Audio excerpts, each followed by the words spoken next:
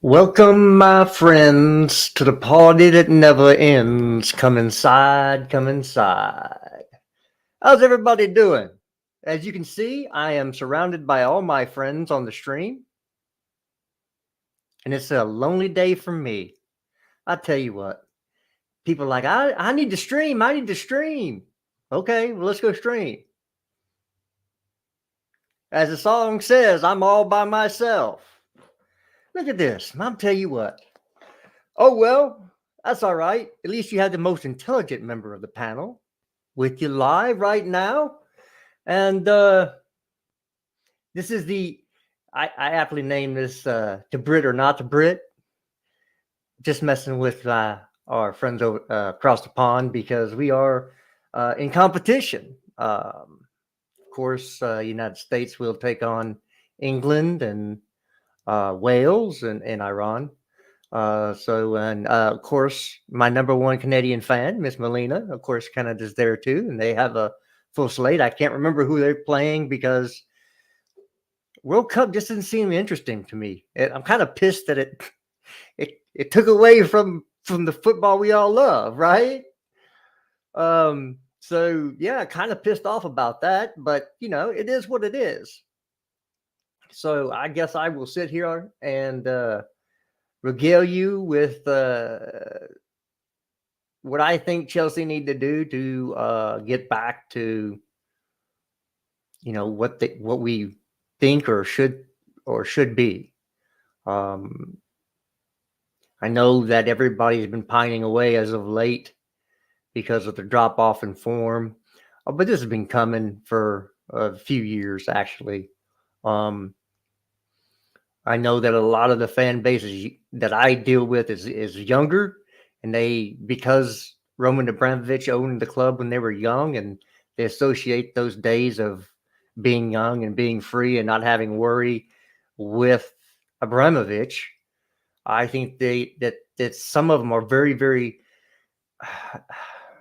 They don't want to look at Abramovich's tenure as owner from the outside. Step away from the emotion.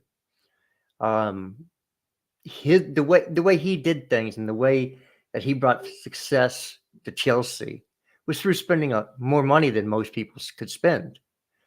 He did redo the academy and he invested a lot of money, and fair play for all that. But you don't win with a team of academy players on the field. You win with the players you go out and buy. Because no one academy is going to produce all the best players in the world. They're just not. So you what you're supposed to do is you go through those and pick out the prime members of that academy that you think can play, and then sell the rest to make the money to go buy the best talent in the world. And Chelsea was able to do that. And but now everybody's able to spend. We're all, look at a club like Brighton and what they've done. And I bring Brighton up because everybody is kind of looking at why would you bring in all these people from Brighton? Well, it's because of the model, and it's not like Brighton do not have the money or infrastructure to be successful. Because most clubs that stay in the Premier League or have stayed in the Premier League for years and are yo-yoing back and forth, they have the infrastructure, they have the funds to stay up and to put, of course, have the infrastructure in place that they can compete more than they used to be able to. I'm now joined by the one member that shows up, my guy Carlito. What'd you say? Oh, I was listening to a movie podcast. My apologies for being late. That's just a couple lashes and you'll be all right. It stings for a Yeah, little bit. yeah, that's nice. I, I What's the I word, don't know if bud? you How you heard my doing? diatribe, No, I did uh, not. but I was kind of going through why Chelsea are in the place they're in now, and how and why. I was kind of relating it to some of the younger fan base that were kids while Abramovich owned the club.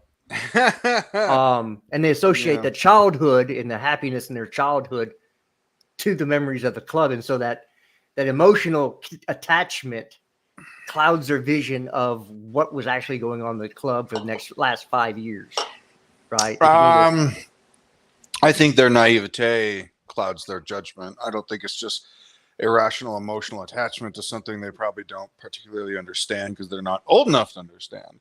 But yeah, I think the other thing is just naivete. You know, you're not really an adult until you're about 27. Like, because you haven't made enough mistakes to learn from them. You haven't fucked up enough, and you haven't paid consequences enough until you're around 27. I think that's when I surmise you actually start becoming a real adult. And these fans, they're not old enough. Well, here's a scientific fact for you that the brain doesn't fully form in males, at least. I think females a little bit earlier, till they're 25. Yeah, 25. Yeah. So, no, women are on as a rule probably smarter than men. They're just probably not as assertive in expressing the intelligence, but I think they're probably smarter. I'm not going there. I'm not going there. Well, no. What I'm saying is that I do think that they're more rational for sure. Well, okay. I guess all the women than the ones I've dated. It must be me. You and me both. It must be me. I must be you and me both. Val. It must say dumbass across my forehead. I think that we're both attracted to irrational women. Oh, well, that's great. We want to fix those. Yeah, it really bodes well for the self-assessment. Yeah, that's why I gave up. I tapped out. That's unfortunate. That's that day. I've never been happier. I'm sure that's not true. No, you've not met my 2 ex-wives. So you cannot say that. Because if you did, you'd be like, "Oh, I understand now." All right. So where's your frustration going? What's the problem? Well, no, I was talking about the idea that this has all of a sudden come up within the last year since or the last few months since Bowley's taken over is utter lunacy. That it's been a slow rot from the top down, and we're finally seeing the end of it. You know, I think this summer. What people don't understand, and I know we only brought in mainly defensive players because we had to. I think we had to, but a lot of deadwood was moved this summer. A lot of players that did not need to be here. Now there are certainly still some that whatever your opinion are, some people say there's a lot more that need to go, and some say no, this player needs to go, but not that player. Well, before you continue, who, in your humble opinion? Yeah, I don't think we have a midfielder. Okay, I'm going to take away the younger kids like like Chucky and Cassidy that we just signed this summer. But for me, looking at our midfield, and this is not when I say this I'm not looking at it through them at their best. I'm looking at them now. Yeah. Right? Because obviously N'Golo Kante at his best is good enough to play at Chelsea Football Club. But we have a 20% N'Golo Kante. Or we might have a 100% N'Golo Kante for 1 or 2 matches, and then he's out again. That's not sustainable on the pay that he's making and the slot, because he takes up a starter's role. And money. And starters' money that you just can't continue to have on the team. Yeah. Look, I've talked ad nauseum about Jorginho's defense deficiencies. He does what he does well, but there's a hole in his game. Yeah. And in the Premier League, if you have such a hole in your game like that, it's going to get exploited because these are the best players in the world as a grouping in the Premier League. I don't think that's questionable.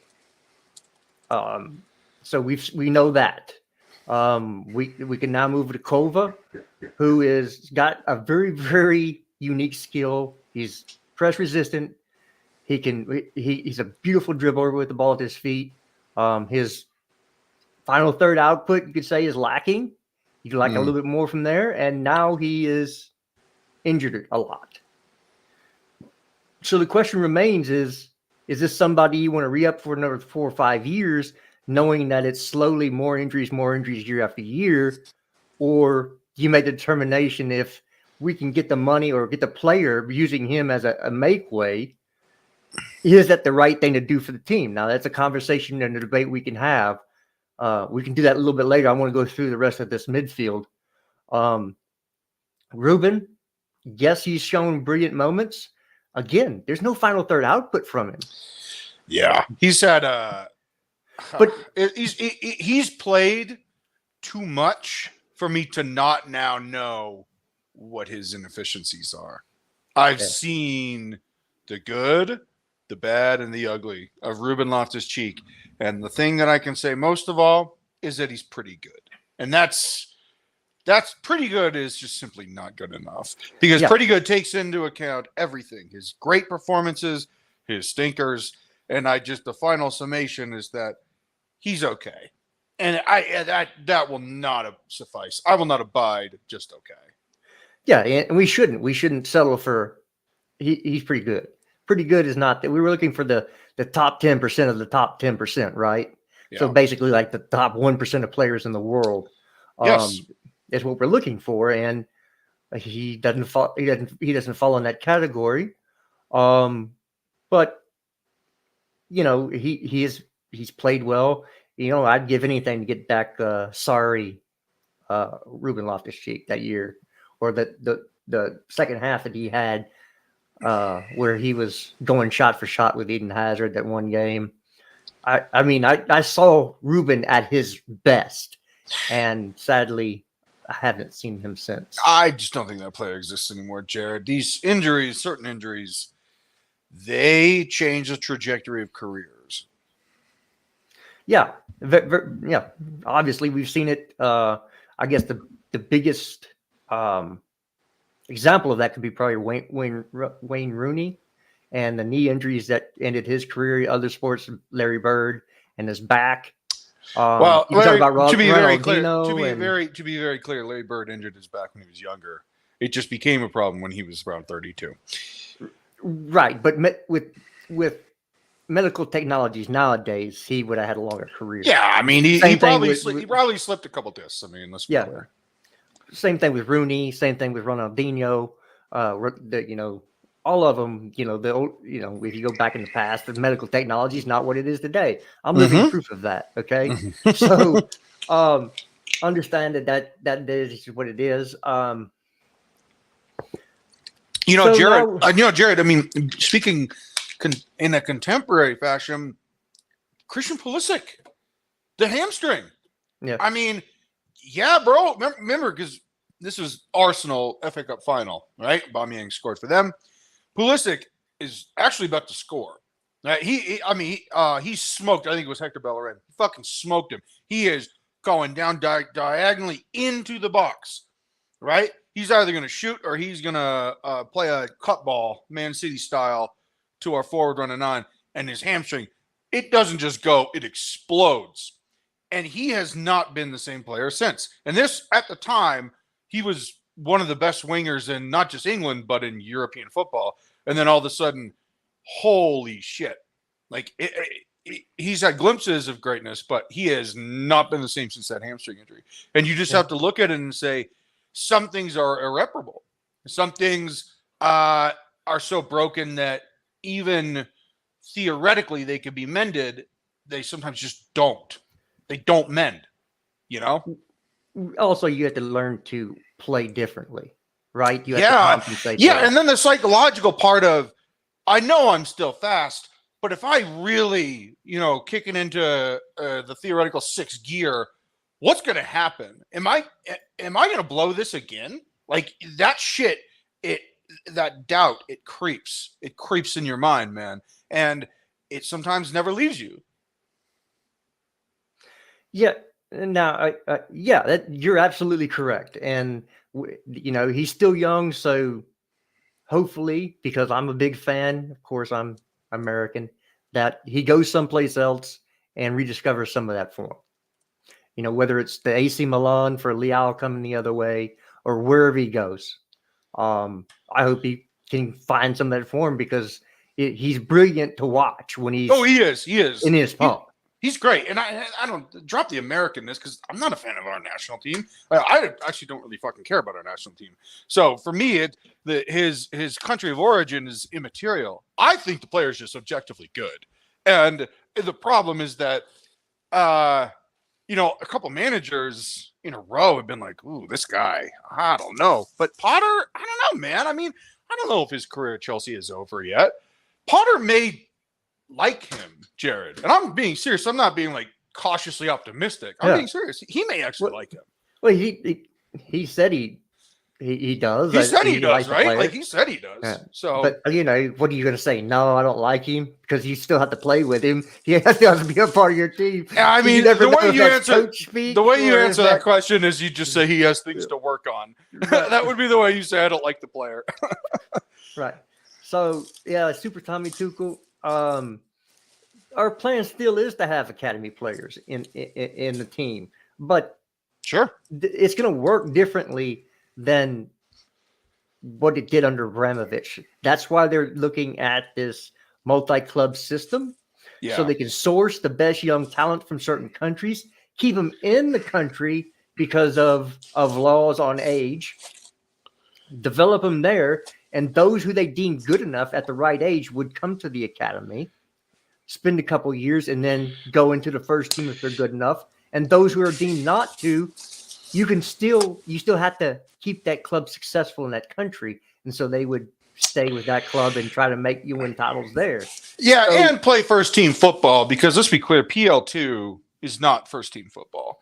And I mean, that's what, the U23 team plays. And so, if we've got a couple different clubs underneath our Bowley umbrella, then, if a player is there, but maybe not quite, I mean, he can still go to, a team that we buy, right? And he'll be able to play first team football, and then maybe like Reece James, or Mason Mount, he could come back and then eventually be like, yeah, this is a first team guy. But, that's another thing. And on top of all that, fees and revenue, and those are all good things for the club. This is why we're buying these clubs. Yeah, I hope that I'm looking at us on YouTube, and it's really blurry. This must be a StreamYard thing. I hope if anybody can tell me, is the stream blurry on YouTube? Because it's crystal clear on StreamYard. Oh, well, we'll continue to talk. Blurry, Jerry. It's not blurry. I'm looking. It's just you old fuck. It's you. No, Ossifer, I'm not drunk. You're the one who's blurry. You know that joke. Yeah. I'm not as thunk as you drink. Yeah. Absolutely, buddy. So then we go to the other two that. Of course, the lightning round. Aspie, come on. Oh, no. I'm not done with the midfield yet. Oh, Jesus, Jared. Let's go, man. Keep it moving. We got the two most important players. The most Are you talking about the minerals? You're talking about the minerals. We're talking about Blonde Mount and Mount. Mutt and Jeff. Dumb and Dumber. Dumb and Dumber. Was it Phineas and Ferb or... Oh my God! The younger generation. Spy versus Spy. The Moron twins. The brothers McMoron. Ren and Stimpy. Yeah. We'll call them Ren and Stimpy. That's best. Now I dubbed the Ren and Stimpy. Again, the fan base is too young, Jared. I know, but Ren and Stimpy is classic. If you don't know Ren and Stimpy, go watch. I mean, it's fucking amazing. I mean, you want to talk about a subversive cartoon that was way too wild. Man, the 90s were wild, Jared. The 90s were wild. I'll tell you what, man. The WWE, and oh my God. I mean, I just saw a GIF of Shawn Michaels doing an air blowjob and cupping the balls. And I'm like, fuck, that would not play on TV today. No way, man. No way. You Yeah, you remember Degeneration X and all of Of that. course, of Yeah, course. Suck It, and yeah. Suck it. I still subscribe to Suck It. You gotta throw the Suck It every once in a while, man. So, I don't think either one of them has shown enough to say that they're good enough for Chelsea. Yeah. They both need to be sold. And of course, that would, I think that's the positional group that's holding us back the most out of, the defensive group is pretty solid once everybody gets fit. The attacking group, yes, needs upgrades, but it's not as bad as it looks, as the midfield makes it look. I should say that. So for me in the January window, it should be all about the midfield. With some exceptions, if you can bring in an attacking player or two, if you can get a deal. I'm going to leave that we can leave that later, but there's a lot of players we are looking for in the midfield. Of course, Arsene looks like he's going to become Armenian, so he can come play with us. Well, for visa purposes, he's not defecting. Like, he's going to play for Russia. He's going to play for Russia. It's dual citizenship. But dude, yeah. But let me tell you, Jared, he is really good. Not just first team good, but proper good. This is a fucking good player. Like, this guy, he has, like, I'm not saying he's Kevin De Bruyne, because almost no one is, and that's because Kevin De Bruyne has earned that. But he plays like Kevin De Bruyne. Again, I'm not saying he is, because no one is, but this player plays a style similar to him as an attacking midfielder. He is a very creative player, and his passing exploits are high profile, man. He sees the lanes. And, in order to be a player like that, more than anything, you have to see the lanes. You have to see the things that other players don't. And that is, maybe the outside back is maybe a little too wide, and the center back and the outside back are disconnected, and you can just see that nice little diagonal 15 to 20-yard ball that the wing can run onto. It's stuff like that. You have to be able to look up, and you have to be able to see it, and this player can see it. I'm telling you, he will play in the spring. He will play. So what you're saying, and to my shock and horror, is like in American football where there's passing windows? Yeah. Crazy, right? Yeah, Kirk Cousins style, just slinging it in those windows. Yeah, and that's the thing we're missing is the tempo, the rhythm, the one-touch passing, and we need players who can make that cutting-edge pass through, break the lines, and get some easy goals. Because once you go 1-0 up, is a lot different than being 0-0 and struggling for a half into 60 minutes. Because then it's either team's game, basically, when you play us. Yeah. So you get that early goal that's easy, and then they have to play your game. They have to play your style because they have to come to you. Yeah, and they have to break out of their shell. I mean, anytime you play a team that is going to sit, right? When you score that goal, their plan goes to shit. Mike Tyson, punched in the face. There goes your fucking plan, right? Right. They now have to come out, and then you really exploit them, instead of, trying to force something that maybe isn't there because you have this wall of 10 players that just won't let you penetrate. But once you do, whoo, all bets are off. Now the team actually has to play football. Now the team actually has to match you, and that's where you're really fucking with quality. And really and truly, that's the way the Man City has won this league for 5 years straight, 4 years straight, 3 years straight. I don't know how many years it's been. It seems like they win it every year because they get up. And once they get up, you have to come to them, and they hit you quickly on the counter, or they just dominate the ball and grind you into the ground. But the difference is when you play Man City, and you go to 0-0 and you get after half, they're very beatable. If they don't get the first goal, they are very beatable. If you have a good team. Oh yeah, yeah. They don't have the testicular fortitude, Jared. They're just really good. But being really good and being really mentally tough, those are different things, dude. A great player is not always a mentally tough player and can sustain a hardship during a game. Like, you have to have both to be like a world-class player. Kevin De Bruyne has that, but I don't think that his teammates do. So there you go. No, I look, that was just my thoughts on the city and the way that the flow of games and how you can make them easier than trying to run through a brick wall every time you go out there on the pitch. That makes it very difficult to do. If it's fast break points, it's 2-minute offense points, whatever analogy you want to use for a different sport. Says the guy that doesn't like American sports anymore. Okay, I would, yeah. The reason is I got bored with them as well, and I don't like whiny millionaires. I don't like whiny millionaires. Tattoo millionaires. All right, so here we go. So let's go through this. Jorginho, you want out. Conte, you want out. I agree with both. And the reason I want Jorginho out is simply because he's too slow. It's not because I don't think he's a good player. He is a very good player, but he is so exploitable. And because of that, you just can't have it in the modern game when the defensive midfielders of our rivals are like Rodri and Declan Rice and, Bentancur, even though people don't like him. I think he's great. You can't have an unathletic player there. And Jared, this is where I say again and again, we have to buy Edson Alvarez. I think he is the one. But moving on, you also said Kovacic is iffy. It's on the line there. Okay.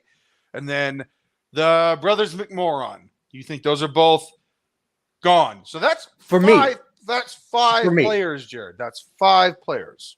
And you forgot Ruben.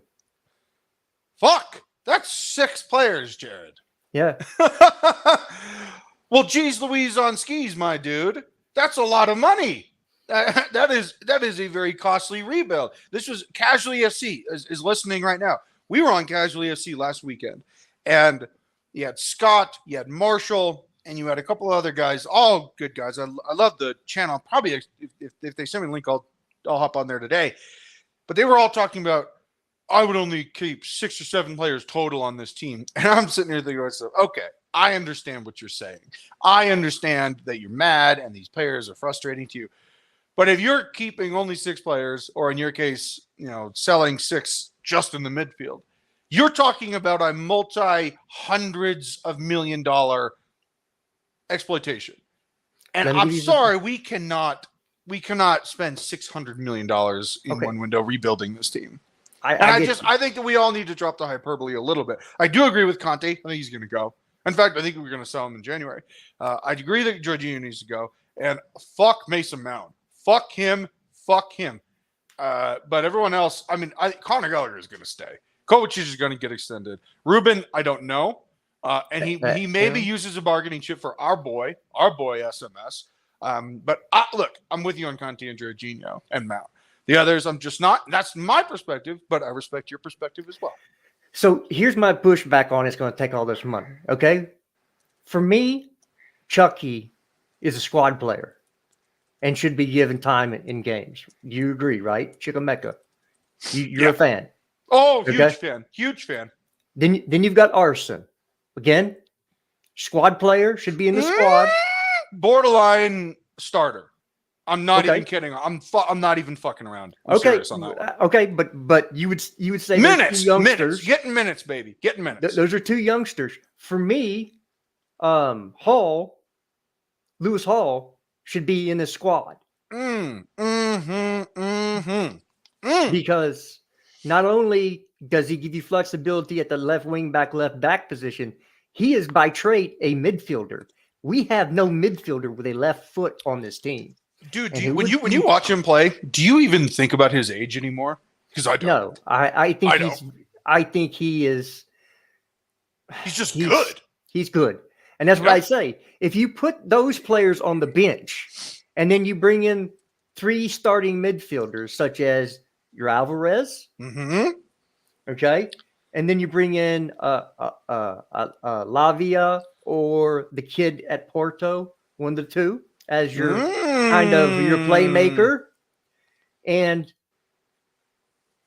then you bring in the number 10 in the midfield.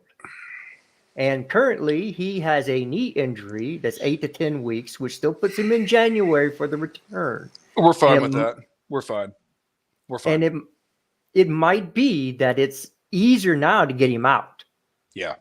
Oh, see, I'm gonna have to push back on that, Jared. And I don't mean to interrupt, but I am gonna push back on that. People are saying, "Oh, well, now's the time to lowball him." There is no lowball on a release clause. There's none. I mean, it's not negotiable. They said, 55, 60 million. Well, that's it. Plus, we have to pay more, and we're not going to get him for cheaper. So everyone that thinks that we're now going to exploit it just because he has a short-term injury, no, that's not how it works. And especially that's not how it works with German players. We are going to still pay exactly what we said we were going to pay. So anybody that thinks otherwise, just drop it, because it's not an argument based in reality. It's just not. So 60 to 70 million is, I think, what we agreed to pay. Yeah, I mean, it'll probably be about 65, Jared. I just think it's all more dust settles. Because now they're without Werner and Nkunku. And so when if Werner's out longer than the World Cup break because he did a ligament in his ankle. Did he really? I didn't know. Did he? Yeah, really? he blew ligament in his ankle. Wow. Yeah. Damn. I like Timo. I like him.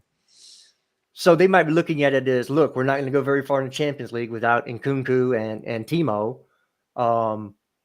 We need to sell while somebody's offering us more than the release clause and get him gone. So at least we have this revenue stream coming in that we can continue to keep, because they're a selling club. That's how they stay afloat, and that's their Well, it's good business. model. They're a good, but they're a good business. I mean, they produce players, they sell them, they get more players, and it's all profit.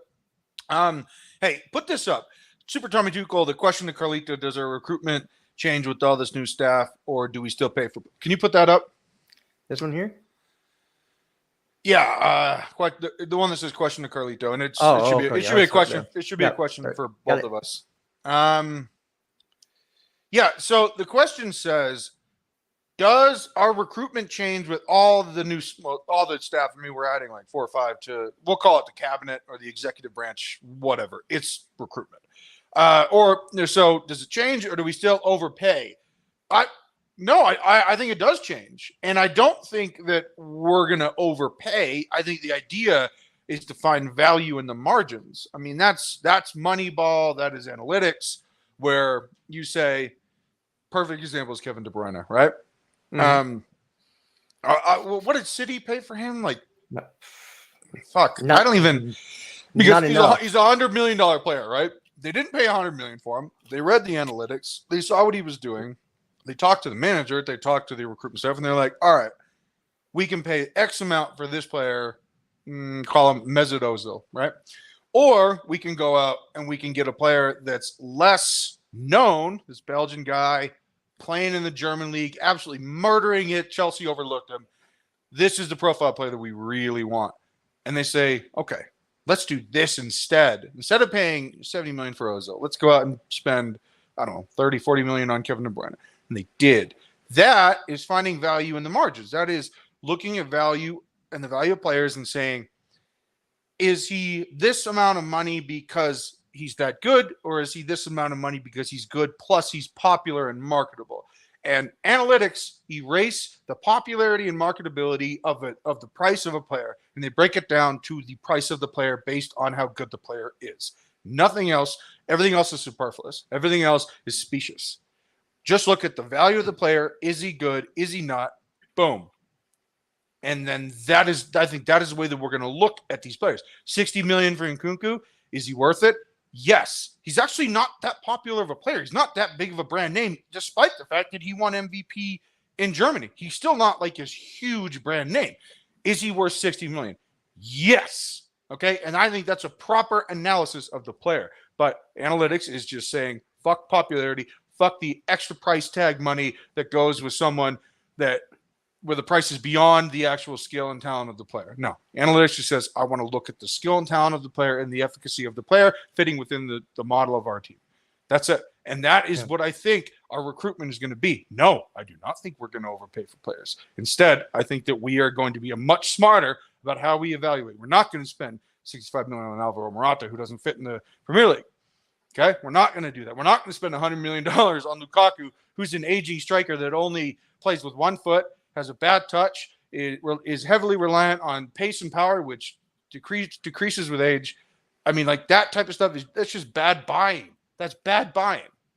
And we're not going to do it anymore. We're just not going to do it anymore. So that's a long answer to a very good question, but I think it's a pertinent answer.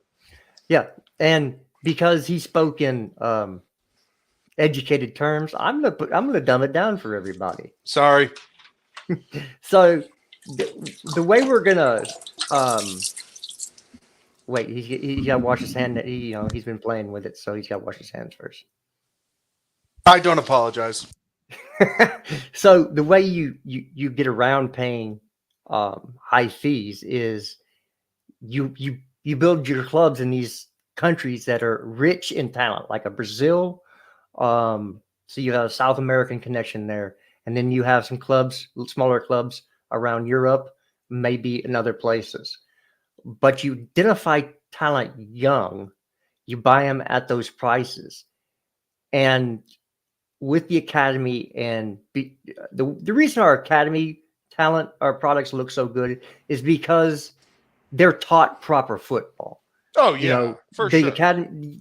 That's so if you have good fundamentals and basics, smart players. Yeah, they're smart players, man. Yeah, come on. If you have fundamentals and basics, you can succeed beyond your talent. Yes. And so those who make it, don't get voted off the island. They get to move on to the academy and Chelsea type things. The other ones, they'll be used for the clubs that are there, and those who do well enough will be then sold, but not good enough for Chelsea, will then be sold for revenue. It's still going to work kind of the same way, but you're going to start identifying the talent before they're big names. It's easy to find big names. It's hard to find somebody before they become big names. Say that again, because people don't understand. It's like, we need a scouting department for us to be told that Rafael Leao is good. It's like, no shit, Rafael Leao is good. Show me Julian Alvarez of Manchester City. Show me that guy that played for fucking River Plate that nobody knew was good. By the way, really good player. Show me that guy. Don't tell me we need a scouting department to say that Rafael Leao is good. Buddy, my 9-year-old nephew knows Rafael Leao is good. I know this because I bought him a fucking Milan jersey. All right? Right. Well, and I can go to another player. The reason why we're taking talent out of Brighton, those recruitment people, Moises Caicedo. Woo! With $8 million they got him for? Dog, I don't even know if it was that much. Because I remember Goldbridge was talking about him because United were looking at him. They were like, no, we're not going to get him. They're unsure. It was like $4 to $8 million. Mm-hmm. He's a 60 to 80 million pound player now after 1 year. That's the type of thing we're talking about. And so, yes, we brought those Brighton recruitment staff over because guess what? They're good at getting talent before they're big. They're good at recognizing who is going to make it and who isn't. So, yes, you bring those players. I don't care if they're from Brighton. You think that's Brighton from old? No, they got money now. Yeah. They have money. Everybody in the Premier League has money. And if you're not a yo-yo club and you're up, like I said in the beginning, if you've been sustained in the Premier League, you now have more money than ever. And so it's not going to be, we're just going to outspend them. No, you have to spend properly.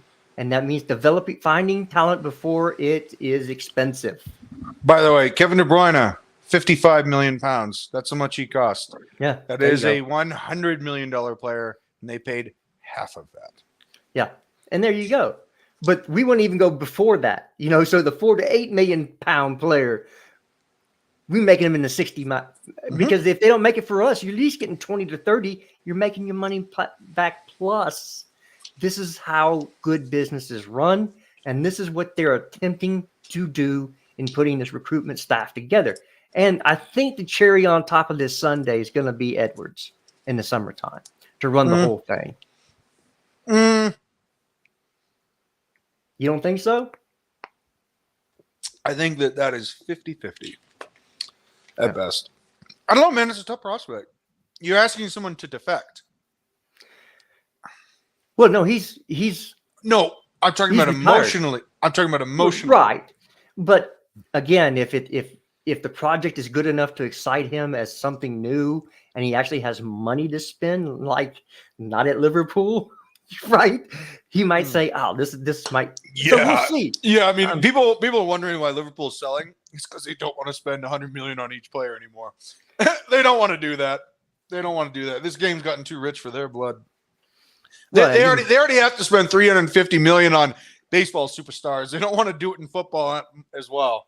Yeah. Oh man. I think they've had their run with Klopp, and they know it's going to be a rebuild because I'm here to tell you that Klopp's way of football It's exhausting. It's will exhausting. run players into the ground. Yeah, And I mean, dude, look at it. Jared, I mean, you know this better than anyone. Knees, right? Cartilage, ligaments. 31 years old, and you spent the last 6, 7, 8 years doing nothing but sprint for 90 minutes? Yeah. That's going to fuck you up. It's going to age you. And no rotation either. Zero rotation. Zero every rotation. game. The dudes, if they can help it, they play the same 11. It's wild. Yeah, but that does, again, everybody has a warranty on their tires. And once you've used up that mileage, I don't care how old you are. Yeah. You're done. Yeah.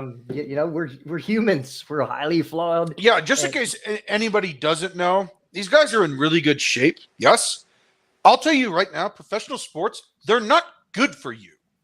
They are not. They are incredibly intense on a body that normally would probably jog 3 miles a day, and that's like the most strenuous thing you'll ever do. Dude, sports are not good for you. So trust me, it ages people. It fucks you up, and especially his style of play. It fucks you up. So everybody keep that in mind. Everybody thinks these guys are super healthy. No, they look healthy, but what they're actually doing to their bodies is very unhealthy. Yeah. Look, if you ever watch any of the older professional football players, like American football, like Earl Campbell, dude's in a wheelchair. Yeah. Because of neck injury and knees. No knee. And, he used to run head first into players, stick his head into people's chest and run over them. Yeah, bro. Neck injuries and knees. He's done. One By of the the greatest way, running backs to ever play. This may be a duo stream. This is one of the best streams we've ever done. I'm just saying it right now. What we're doing, it's magic, people. You're fucking lucky it's free, and I'm not an Elon Musk dickhead that would charge you. All right? Let's go, Jared. Let's go. We soldier on. Moises Caicedo, talk to me, baby. Yeah, for me, he is he's N'Golo Kante, but I think that he's a little bit more expressive offensively. And he's bigger, which matters. He is, yes, he's bigger physically. But for me, I don't ever want to say that N'Golo Kante is not good offensively, because I've seen moments where I'm like, wait a minute, you can't do that. So, but he just never does it. He doesn't do it as much as I'd like. But for me, Caicedo, he's got a little bit of that Brazilian in him. Yeah, well, he's Brazilian, so he's got Brazilian in him. But I would hope so, Jared. He's got the style. And maybe that's a little bit where N'Golo Kante is vanilla as a flavor, as in he does one thing, he does it very well, but there's no flavor there. Caicedo is Rocky Road or whatever your favorite ice cream is. Bursting with flavors, different things you didn't expect. Got fudge running through it. Got some nuts. So, marshmallows, Rocky Road, man. So he's got a little bit more of that flair, I guess is the correct word. Yeah. And I mean, he's just a more progressive footballer, man. I mean, come on. He's just more modern. Conte, great ball winner, great defensive midfielder. Although I do need defensive midfielders to be 6 feet as a requirement or a prerequisite, if you will. But no, I mean, offensively, he's not bad. I mean, he has his moments, but I wouldn't say that he's, some creative juggernaut, because he's not. But that's okay. Look, objectively, I will say he's been a good player for Chelsea. Personally, I'm a snob. I don't like Conte, but I can objectively say that he's been good. Yeah, he's been good. Well, we forgot to bring up the loanee. We got Zakaria or Zachariah, Zakatak, and so he would be kind of a rotational in that midfield if you did try to just sell as many midfielders as possible. You do have him if you bring in Alvarez, either the Enzo kid from Porto or Lavia, and then Nkunku. That's three, but you're also bringing in Arson. You've got Chucky. You've got Zakaria there. You've got Alvarez. You would have Lavia or the kid out of Porto, and then you'd have Nkunku. To me, that would be your starting midfield. Wow, and I mean, starting or rotating, it's all good with me, man. Well, for me, Alvarez needs to start and sit in front of the back. Jared, this is. I mean, like, look, this is like coach speak. We're talking about the anatomical nature of formations. If you play a big ass D mid that's not only big and athletic and can run and can win the ball, but can also pass it out, bro, you can play two attacking midfielders. You can play a 1-2. You can play a 1-2, an inverted triangle with a single pivot, as the people on Twitter with their patois like to say. No. We can quite literally play a two attacking midfielders, and we want to do that. We want to do that. So getting a guy like Alvarez, which we will get, dude, it opens up a bunch of possibilities. And they don't include Conor Gallagher and Mason fucking Mount. Mo, for me, I know everybody's been down on Alvarez, but the talent at Ajax is at its lowest. They are horrible this year. Horrible. And so a defensive midfielder can only do so much when everybody else is getting beat on the field. Jared, he's one of 11 players on a 120 by 80 field. Come on, dude. His team stinks. It's not on him. Yeah. So he's like James Maddison, who's having their career year, is responsible for the poor play of Leicester. No, he's not. He's not. That's a team thing, dude. Yeah, and I'll say this here, and some people will agree with me, some people won't. I really don't care. Edison Alvarez is just as good as Declan Rice, and he's 100%. half the price. He's 100%. Half the price. Dude, he's also meaner than Declan Rice. He's a fucking bastard. Bastardo! Yeah. I know that maybe that there's not a lot of exposure to Mexican culture in England. Yeah. You don't want to mess with Edison Alvarez. He's a Mexican dude. He is a bastard. There are very few players on this team that I would back me in a fight. I would want around me in a dark alley. Thiago Silva, probably Koulibaly, Reece James. I got nobody else. As in, like the dudes that I know could fight. I think Conor Gallagher could scrap. I bet he could. Better than Reece James or no. Thiago Conor Gallagher is going to grab a brick from behind the trash can. I don't. Who? Yeah, I don't know. Chew. I know who. Chew. I don't know that guy. I'm sorry, Major and General N'Golo Kante. I don't know who that person is. We don't have anybody on that team. Our team named that. Chew. Huh? Yeah, Chew. Chew. Hachu? Hey, bless you. Yeah, so all I'm saying is Edison Alvarez would be an enforcer, and he would not take any crap off anybody. Yeah, but you're talking about somebody that would go, but it helps.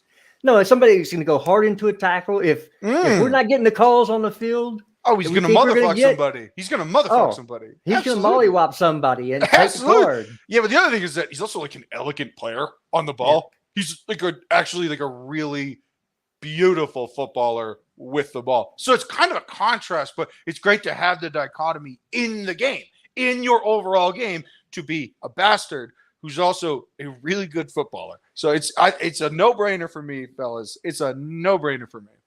Yeah, I think he'll raise at least our defensive prowess. Yeah, I don't even know what proper Chelsea is. That is a term invented by 17-year-old Chelsea Twitter, and I do not subscribe to that bullshit.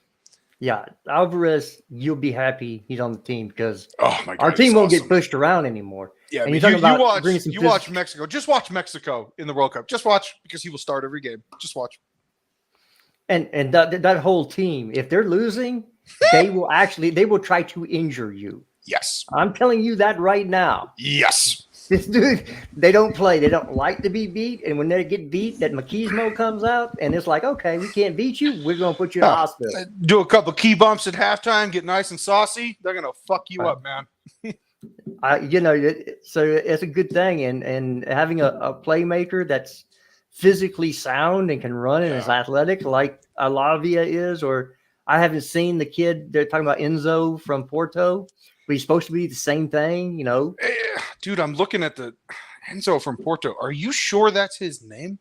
Are you sure you're not talking about Sporting? Are you not? Maybe it's Sporting. Maybe it's Sporting. I was like, Jesus, Jared. I've been trying to. I don't know. It's Portuguese. Because I know who you're talking about if it's Sporting. Okay, maybe it's Sporting. Hey, it could you're killing me, Smalls. You're killing me. Okay, well, forgive me. You're not forgiven. Oh, it's Benfica. Oh, I do know who this is. Oh, yeah, he's dope. Yeah. Yeah, he's really good. I was like, no. You know what the funny thing is? That's a Lisbon club. And so is Sporting. So, look, Portuguese, all that stuff. Gotcha. Enzo Fernandez. Bro, he's Argentinian. Yeah. Is he on the Argentina World Cup squad? Let me take a look-see. Thank you, Fraser. Even though you're a City fan, you're more than welcome. I want to know what it feels like to be out of first place. Yo, he is him. And by the way, guess who else made the team? Who? Mac Allister. Oh, McAllister made it. Well, yeah, dude.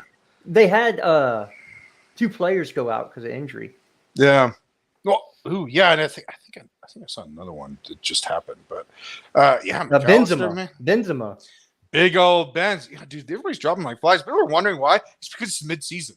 It's because that's why. Well, Fulham's had a couple of proper CDMs. One of them is playing for Napoli right now. Yeah, Frank. Oh my God! Oh yeah, he's so good too. Big hair, right? Big hair. Yeah, he's awesome. He's a big dude. Yeah. I haven't been on Lewis's streams. I've got stuff going on during the week right now with work and it's called work. Being an adult. Yeah, we don't do streams at 9 a.m. on a Wednesday. It's not how Americans do work. We go to work. I'm actually not at work until 11 a.m. Central Time. Yeah, well, congratulations, Jared. But I work till 10 p.m. Central Time. So there you go, 10-hour days. Whatever. But no, I'll be back on there. Me and Lewis are fine, so ain't nothing there. I love Lewis. I talked to Lewis yesterday. I fucking love Lewis, but Lewis has got some people on there, some characters, or should I say, caricatures of characters of people. Yeah, some of them I don't jive with. Yo, I love Josh. I love Alex, the crazy Russian. And I love Lewis. Everybody else can suck a butt, including Johnny Minerals. Y'all can suck a butt. He's not on there anymore. Oh, no, I like Scott. Scott's cool. Scott's on Casually FC. Scott's cool. Yeah. But again, I look, I've already said, if you're English and you have a Twitter account and the United States beats you or ties you, if you don't beat us like a drum, you better delete your Twitter because I'm coming for souls. Because all I heard it'll be our highest rated stream. Oh, I'm gonna be so mean to Marvin. I can already plan out the insults right now. If we beat them, I'm gonna be so mean. Oh my God, it's gonna be wonderful. I'm gonna bring Sadiq on too, just so I can flagellate him. Just in public square, just whip him in the back. Okay. Yeah. As long as you're not let's go. fornicating with them, you're okay. Hey, let's go. Let's have it right. But no, I've already said that. And look, I don't like the English squad that they put out there. It's a weird team. It's a weird team. I look. The English team mirrors almost like the United States. There's a lot of talent, but they got an idiot running the show. So it's so interesting, Jared. You would think because of the talent, because let's have it right. The talent is definitely there. They play, they play kind of antiquated football. Like it's like, dude, you could be so much better than this, and yet you just choose not to be. It's kind of weird. I mean, don't you find it a little strange? Look, I this is what I tell our English fans. Look, if English players are so superior that you need to have an all English squad, or the English player, doesn't matter who they are, is better than any other country, how is it that you haven't won a trophy in what? 30 years, 40 years? I think they won it in the 60s. Put this on, that's the guys. World Cup. But I'm talking about any trophy. Oh yeah, no, it's been a while. Put this on, guys. Unpopular opinion. I read just from outside of the Potter. What do you think? Put that up. Which one? Super Tommy Tuchel. The guy's just fucking messaging incessantly. The second to the last one he just put up, the unpopular opinion, which is another version of Twitter patois, which I do not like. I hate patois. I think it is a gross bastardization of the language that I love and I want to master. Guys, unpopular opinion. So, number one, Jesse Marsh is a douchebag. And number two, he is certainly not better than Potter. But he's doing what he's doing what he has to do. I guess to keep his club up, which is first and foremost, I believe, his job, to make sure that he's in the Premier League. And I think that he's doing a good enough job to make sure that they'll get between, 15th and 8th for the next couple of years. I think he's a decent manager. I also think he's an asshole. So not for me, dog. That's a no for me, dog. But I think he's better than Berhalter and should replace him at the U.S. men's national team. I mean, it's certainly going to be something that'll be talked about if we don't do well. I mean, you can bet your ass it will be talked about. Well, I don't care how we do. That fool with the damn shoes can take a hike. Yeah, but you guys think that you don't like Southgate? You could triple that hate for Americans at Burkhalter. Greg with 3 Gs? Yeah, no one in America likes Greg with 3 Gs. No one. Yeah. He has to remind himself he's good. That's why he has 3 Gs in his name. He's overcompensating with the G's. Yes. He's what we're saying is he has a tiny penis. Yes. And there's my girl right there, Miss Melina. I hope you were doing well. Hey, Melina, been rooting for you. I was literally talking to Jared this morning about you, and we were like, man, she's going through some things, but she's got this resolve that is unbelievable. Melina, thank you for participating in the stream. Hey, I can tell you from one survivor to another. Mm-hmm. As long as you don't give up and you fight, you got a damn good chance of beating whatever is coming your way. I can tell you that from a firsthand experience. That's what I had to do for 8 years of my life, and I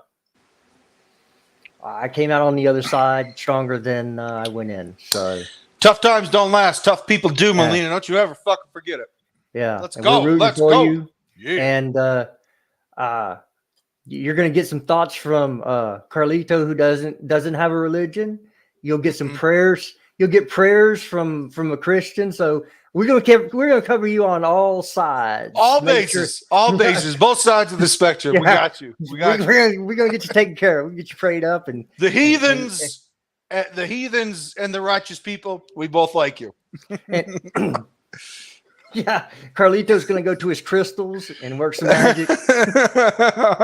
Yeah, I'm gonna go down to the head shop, chat with Destiny, and I'm not talking about the metaphorical concept. I'm talking about the girl that works at the front desk. Her name is Destiny. Yeah, and you can also find her at the local club. That's exactly right. And less clothes, on a Friday night. On a Saturday, they call her Miss Molly. I'll tell you what. All right. Well, let's keep it moving. So, Jared, I kind of want to answer some of these questions. Some of these guys, they got good questions. Just tell me, I'll put them up. So the Fulham guy, proper CDM. You know what I do like, and this is not American bias. I just think again, I don't like the national team, so like it doesn't. I don't really fucking care if you're American or not. The guy that plays left back for Fulham and the national team, he is so good. Talking about Jedi? Oh shit! Look at this motherfucker. Oh, what's up? He shaved and everything. Look at this. I cannot believe he shaved. What happened to the neck beard, Andrew?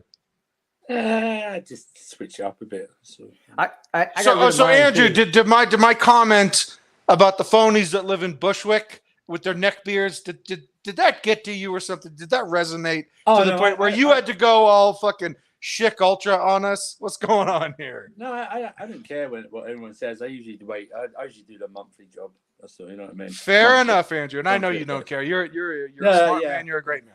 Say, yeah, it's all good. I think everybody says no to Ronaldo. That's a no for me, dog. In Europe. It's a no for me, dog. That's Even be a no before for this me, dog. interview, it was a no. So it's just Andrew. And here's the thing: I respect his career. I love his career. I think he's been amazing. But no, I mean, look, it's not really the type of football we want to play. And there's no disrespect to him. I don't care about the interview he did. He wants out. They want him out. Fine. Wash your hands of it. It's really not that big of a deal. Yeah, they should have just had a behind the scenes meeting and canceled dude, his it's just not. contract. Well, no, they did, and they just didn't let him go. So now this is his way of saying, okay, I want to go to Miami with David Beckham and all that shit. That's fine. But Ronaldo to Chelsea, no, just simply because we're moving in a different direction. And that's just, it's not like a company line statement. I'm just saying point blank, no. And it's no disrespect to him. It's just no. With all disrespect to him, no. Okay. The false goat can go someplace else. That's uncalled for. The only way I'd sign him is if we then loan him out to one of those satellite clubs we're going to buy. That's such a disingenuous thing to say. I got it. We buy him and loan him to Arsenal.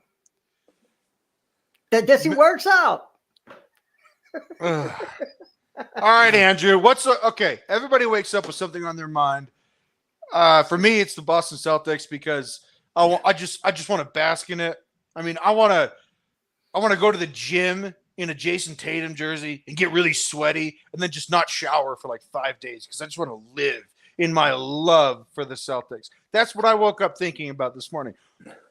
Andrew, what did you wake up thinking about this morning about this club? What's going on in your mind? Oh, do you know what? I've not actually thought about this club since about Monday, I think.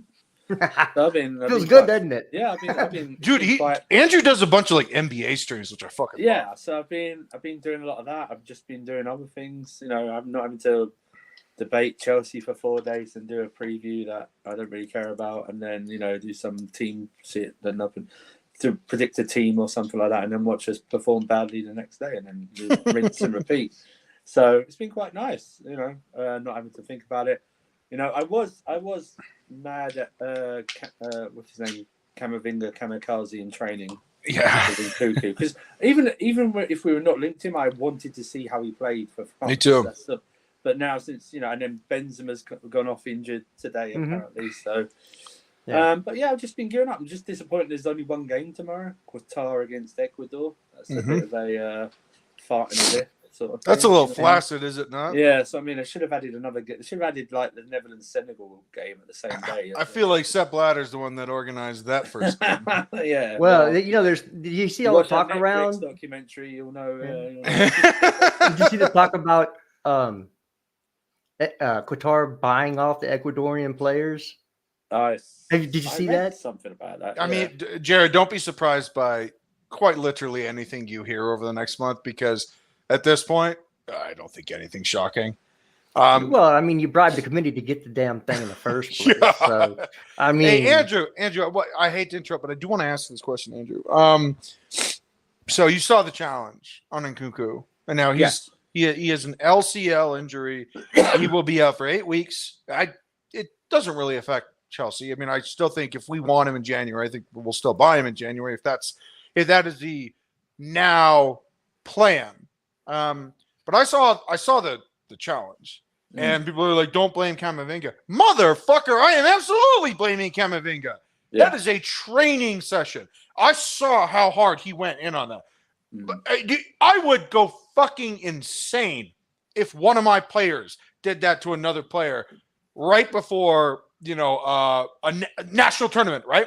So if we're in nationals and, to win it, you got to win like 8 games total. Or sorry, you have to win 3 games total with 8 teams. And we're training for nationals, and one of my fucking players does that to another. I would go insane because, dude, this is a walkthrough. Everybody's getting touches. Each player probably wants 500 touches in a 70-minute training session. All good, no problem. I am absolutely blaming Camavinga for this. That was fucking ridiculous. The thing it reminded me of being Chelsea. I don't know if any of you guys remember this. There was a training session before the 2008 Champions League final with Chelsea, and I couldn't remember. I know the 2 players involved, but I can't remember who did it to. It was with Ashley Cole and Makelele, and one of them went in really on a nearly 2:30 challenge. Really, not meaning to, but on it, and one of them was a doubt for the final, and it's like, why are you doing this? Why are you going in for? If kind of thing, you want to take out a player, take out another midfielder so you can get in the team. Do you know what I mean? So don't take out like. You're one of your best attackers, if not your best attacker. He probably is their best attacker right now. Yeah, right, exactly. Or best creator, whatever you want to put him down as. Don't take him out. Take out someone who. Take out. You know what? I like him. Take out Giroud. No, well, they have to have Giroud now because Benzema's out. They need him. They need him now. But that's what I mean. To take him out, it's like bloody hell. We've got people dropping like flies. You're gonna take out your best chances to win the competition. My God, man! I mean, I don't think France is going to do anything anyway. No, but I don't think so either. But I'm not like look. I'm not for like the racial abuse because that's just getting too personal. I'm all for the criticism. I am absolutely. It's so weird. Yeah, it's so weird, right? But of course there still is. No, but I'm all for being very critical of Camavinga because it was just Bush. It was fucking Bush. Period. Yeah. Full stop. Yeah. It's right. It's like we already got I don't know why people go in full throttle in training sessions anyway, where there's like so many games in between. Not when it's just prep, dude. It's all just fucking. It's a walkthrough. It's about keeping fitness levels up. That's all it is. I mean, these NFL players don't even wear pads on Friday. They don't wear pads on Friday. This is a Friday practice. Or something, isn't it? It's like because they're all pussies now. No, it's there's a reason behind it. Yeah, I know because they're all pussies now. Rich cookies. Jared's on this tattooed millionaires kick. I'll tell you what. Hey, look, football ain't changed. The American football hasn't changed. And when I watch football, you practice in pads. Maybe you had 2 a days, and you could knock yourself out while knocking the other person out, and maybe giving them brain trauma. That's when football was football. I mean, I don't know. The best thing about it is watching somebody get depleted and their helmet come off, and you're thinking, "Is his head in it? Is his head in the helmet?" Well, see that will give Andrew nightmares because he needs his quarterback to at least play until 31 years old. Yeah. Hey, Andrew. So I wanted to ask this question because it seems like, and I don't mean to speak out of turn, but I do mean to speak. So I will. It seems like there is a little bit of malaise with you and your current relationship with Chelsea. Now, I understand that. I myself am like, oh, man, I can't wait to get to the World Cup because I need a fucking break from the dross. I need a break from the fact that the players that I want to see playing are not available. And in January, or actually end of December, come January, Fofana, Ben Chilwell, Reece James, all players that are essential, in my opinion, essential to this team. They will be back, and they will be playing. And I also think the first person in the door, outside of maybe Edson Alvarez, is going to be Arsene Zakarian. who is really, really good. So I am asking you, do you think that you will have a change in tune and tone come January when the players that everybody planned to have starting are now actually going to be able to start again? Do you think that you will be more optimistic that we can salvage something? I don't think I will. I think I'm pleased they'll be back.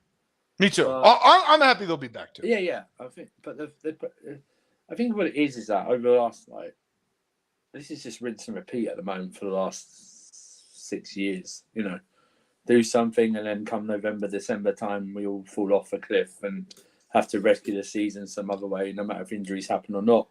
The thing is, though, heightens it is that we probably talk about it more than we ever have done before in the last 2 years, especially. So when you're having to, that's why sometimes when I'm on streams, I don't sometimes speak a lot because it's just rinse and repeat.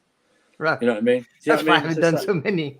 Yeah, exactly. Right. It's like I haven't done so many this week because obviously, but it's like, well, let's talk about other things. But we're going back to the original thing. I think I'm just in a state of, because I know Kai's watching. If he's watching, I keep the same standards for my club, but my expectations differ with the players.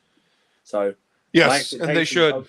The expectations of these players can't reach the standards I had for the club because I know that the squad as a whole is not good enough. It's just not. It's just not. It won't. They'll do. Listen, maybe they'll do an FA Cup run and we finish 6th, and everyone will go, yeah, well, at least we did this and that, and that'd be whatever. Do you know what I mean? It would be nice to win a cup, fine. We add it to our total of trophies, and that's all good. But until they do something on a consistent level, like say, I don't know, win 5 games in a row. Yeah. Do you know what I mean? It's like I got nothing really to cheer for and anything like that. So I will always support them and always look out for them and discuss them. But I just can't. I'm just tired. I'm tired. So Andrew, can I say this? Because I joke about boycotting, but really, when I see players like Asby playing, it just, I know that we're set up to be limited for the next 90 minutes. I know that there will be limitations offensively and there will be exploitations by the opponent defensively. And so I'm just like, fuck, we're just not going to be able to be the team that I want them to be. So when I think about Fofana, when I think about Reece James, who I consider to be the best player in the country, when I think about Ben Chilwell, and when I think about bringing in players like Edson Alvarez, who is fucking very good, and anyone thinks that because Ajax is doing bad that makes Edson Alvarez bad, yeah, you're a fucking moron. When you bring in players like that, when you bring in a guy like Arsene Zakarian, when you bring in a player like Nkunku, I do think we'll go for a January. I do think that it does change the script. I think that it does change the trajectory of your low expectations. I do think it does. And but that requires them to actually do this in January. So until they do, then my words mean fuck all. But if they do, you have to at least consider it. I told you guys this, and I'm gonna repeat something. Fine. I want these things done late December, announced early January. I don't want to be scrapping around for the whole month of January. I think that's the plan, Andrew. I think that's the plan. I know, but I want to see that though. That's what I think. I think you're right, and I want to see it, and then I hope sincerely their quality is able to spread through now the rest of the squad because they have quality there. Yes. You know what I mean? Because I believe that some players can get better with better people around them. Yes. And some won't. It's just a fact of life. I think Raheem Sterling would probably be one of those. I think you're right. I think you're right. He'll be one of them. I think Kovacic, as good as he is, I know you think he's very good. I think he can get better. Yeah, I do too. Better around him, and maybe. Oh man, maybe. I'm not going to say maybe Kai. I'm not going to say that. But, no. You called him an anorexic meth head, so I'm pretty sure that you've reached the third rail of criticism. I'm a meth-addicted baby giraffe. That's what. Oh my god. In all seriousness, better players around him, he actually will be a better player. Maybe he will. Maybe he will, and maybe Broha will get better as well and stuff like that. And Chalobah will get better with stuff like that. I just want him to do that. I don't want to be going into the 31st of January going, shit, we need a midfielder. Do you know what I mean? Right. I don't want to do that. I get that. And so to that point, how many points do you think gets you top 4 this year? What's the Who's fourth? threshold? Can you remember who's fourth now and how many points I they have no fucking idea. Is it like, have they got less than 30? I think it's the fourth place got less than 30. Yeah, that's got less than 30. Well, So keep in I mind, can this tell you is this is an artificial like halfway point. It's This really is not. 14 in 14 games, actually. It's not a halfway point. Do you know what? No, I it's 14 think, games. I think anywhere. You know what? I think anywhere between 65 and 70 will get you fourth this year. Yeah. You think that low? Well, we finished. With It's competitive as 66 hell, once in a row. Jared. It's competitive as hell, man. Didn't we finish 66, 66, 67 or something like in a row or something like that? I think it's really because I think people will still take points off each other. This top six, the competitiveness is more in terms of who can take points off who. Tottenham is Newcastle. fourth with 29 points, and they've played 15 matches. Yeah. So that you're averaging 2 points a match. A little bit less than. So Or is that 14 1.5? matches, Is that we're 21. Okay. Yeah. Okay. Huh. So my thought was if you get to 80 points, you're good. Oh, I think it's gonna be less. I think it's gonna be less. Just because, and Andrew and I think you saw this, you know, in the Ivan Toney game, right? Just last weekend, dude. None of these teams are perfect. Like everybody thought that City broke the league with Haaland. Oh no, they did not. Because if Haaland doesn't get the ball, and if they just play the same fucking way that they always do, get a wide, cut ball in the box, get a wide, cut ball in the box, they don't know how to do anything else because Pep won't let them. Like, dude, none of these teams are perfect. And Arsenal will fall off if someone gets injured, which they haven't had up to this point. They've been very healthy. But when the injury bug happens, because a lot of their players who are very good will be playing over the next 6 weeks, when that injury shit happens, they'll fall off. Dude, it's very hyper competitive, Jared, and I think 80 is the threshold to reach Champions League status. I don't know if that's even a thing. I think it's going to be less. I think it's going to be considerably less. Arsenal, I don't know if the injury thing will happen. The most important thing with Arsenal is, do they also buy in January to reinforce this title bid? So you're thinking like a Yuri Tielemans? Yeah. Well, I don't know. Anyway, does the board go, no, we've done enough, we bought it, we think you can do it, the rest of the team, or do they go, actually, this is our chance, we actually believe we can do this, or are they settling for a top 4 place? I don't know. No, that's what I'm saying. I don't know either. That's what I think. This January window might be the most busiest and most expensive January window in Premier League history. Just with us in it. Yeah, well, the other thing, and Jared and I spoke about this before, is that more teams have more money than they ever have before. Well, because you think Conte always wants signings in every window. Always wants signings. My teams, they They don't back me. We don't buy players. It's like, motherfucker, you just bought 6 players. Shut up, Conte. What do Newcastle do? Do they try and reinforce to keep a top 4 pace? Manchester United need to buy as well to keep pace. Everyone needs to buy to just get into the top 4. but there's such a good business move to buy, because getting into the top 4, being eligible for not just Champions League but the round of 16, man, dude, Barcelona just lost out on like 85 million because they were not in the round of 16 this year. Yeah. Like, it is that consequential. And everybody's like, Marvin, a guy I like, and he's on this fucking show. But Marvin's like, top 4 is not a trophy. No. It's not a trophy, but it is a financial incentive. It is a paycheck. It is a huge check. Yeah. Huge check. Guess what? Without that money, we don't buy the players that you demand that we buy. So, yeah, top 4 is pretty fucking important. It's not a trophy. I believe in it. I don't think it should be celebrated. What it does is it can set you up to get trophies. 100%. No, it is a catalyst for everything that you want Chicken to or come. the egg. It's a catalyst. No, it allows you, dude. It allows you participation. It gives you an invite to the party, bro. If you don't have an invite to the party, you're not going to get the beer. You're not going to get the weed, and you're not going to get the women. Without the invite, you can't go. I don't want to negotiate with a player and go, yeah, come play with us. We're in the Europa League. Yeah, it's just it's such a non-starter. It's such a flaccid marketing pitch. I fucking do this for a living, dude. You can't go in saying, our product sucks this year, but next year maybe we can help you out. It's like, no, that's a no for me. Oh, you want me to spend $500,000 with you? I think I'll go to the guy next door. Because that's how it goes. So look, we have a question that do we get Trossard? I don't think we are going to go for him. I'd like to. Oh, I think we are going to go for him. I don't think we're going to go for him. I think they're going to look really in the midfield to at least bring in 2 players, hopefully 3 with Nkunku. But I think that's their focus this winter. Is they have to fix that midfield. Yeah, I agree. Right, but the only reason I would push back on that is not because I don't disagree with you, Jared.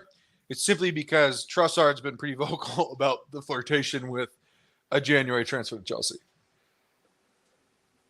I did not know that. But I think it's the only reason I'm pushing back. I don't disagree with you. I think what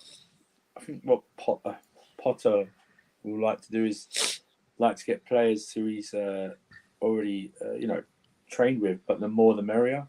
Not a lot. I'm not saying get 5 or 6 for Brighton. I'm talking about 1 or 2.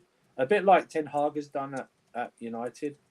That he's got 2 like Anthony and Martinez in the dressing room. You can just start to feel make it turn it around. In fact, try and get a link between the manager and the coach. There's chemistry there. There's chemistry. That's what I mean. So Trossard, I know what you're saying about midfield, Jester. I think Trossard would be seen obviously as something different, like wing back, stroke attack, something like that instead of the midfield. I think the midfield is a separate issue. I don't know. Listen, I'm not going to judge Edson Alvarez. I've got to be honest with you. I didn't even watch our Ajax games in the Champions League, so I can't tell you how he's played.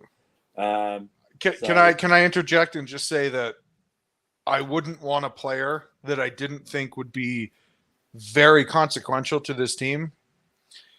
I can assure you, Andrew, that and I am speaking more about his form with Mexico than his form with Ajax, because I think the current club that he plays for, they're at one of their lowest points in a long time in terms of form, in terms of personnel, and just the way they play. They also just lost a coach. The whole thing is kind of in a tailspin.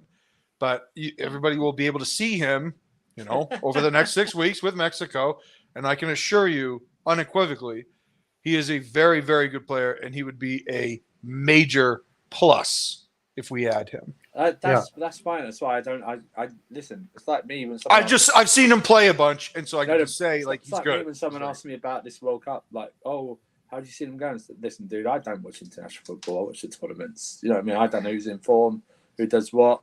My picks are based on past glories and just jumping on bandwagons. Most people are. Yeah, exactly. So I just do that. But international football is so slow and sloppy, man. Yeah, Come exactly. on, So it's naturally sloppy.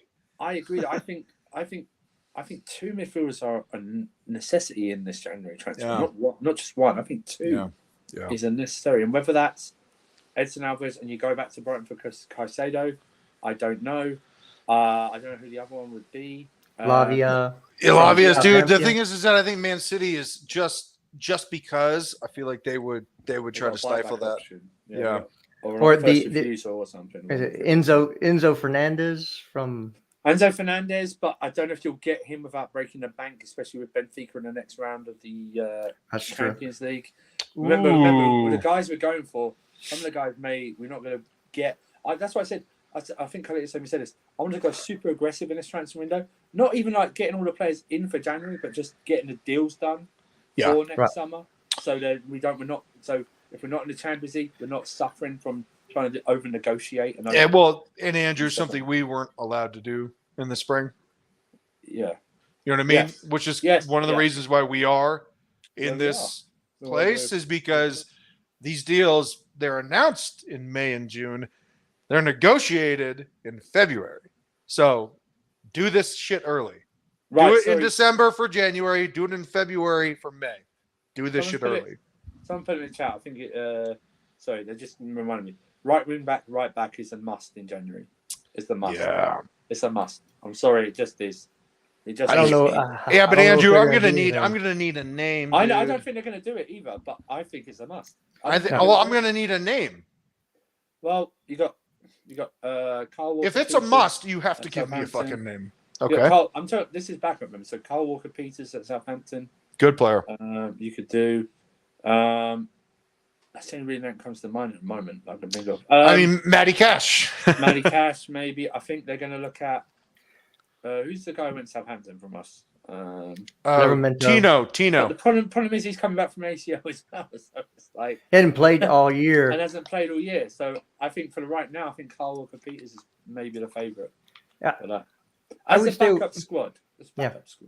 I would stay away from Southampton players until the Okay. summertime because Right. they might be going They might down. go down. Yeah, they might go down. Yeah. And then Right. we don't know what the deal with Livermento is if they go down. If Well, there's it'd a make, clause make a in hell there. of a Netflix documentary, huh?